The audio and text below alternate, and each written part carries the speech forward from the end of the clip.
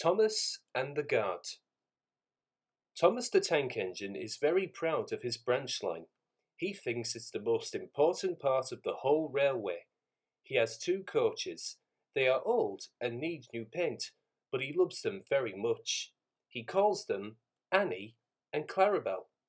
Annie can only take passengers, but Clarabel can take passengers, luggage, and the guard.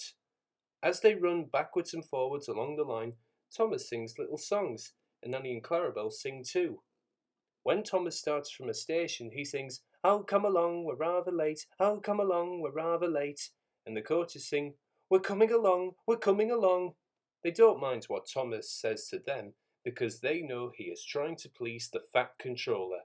And they know too that if Thomas is cross, he's not cross with them.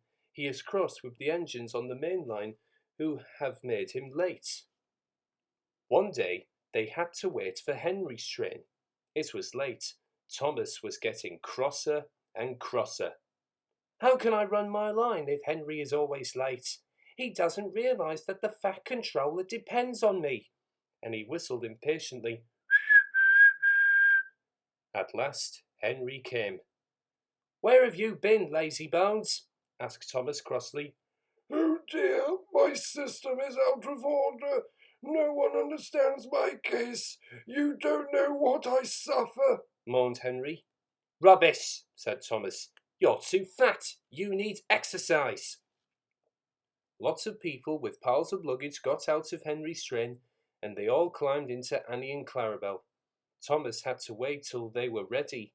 At last, the guard blew his whistle, and Thomas started at once. The guard turned round to jump into his van, tripped over an old lady's umbrella, and fell flat on his face. By the time he had picked himself up, Thomas and Annie and Clarabel were steaming out of the station. Come along, puffed Thomas, but Clarabel didn't want to come.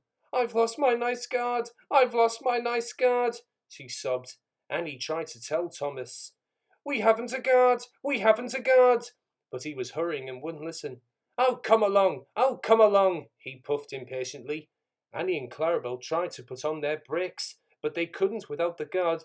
"Where is our guard? Where is our guard?" they cried. Thomas didn't stop till they came to a signal.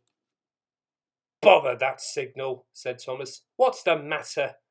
"I don't know," said his driver. "The guard will tell us in a minute." They waited and waited, but the guard didn't come. "Where is the guard?" whistled Thomas. "We've left him behind," sobbed Annie and Clarabel together.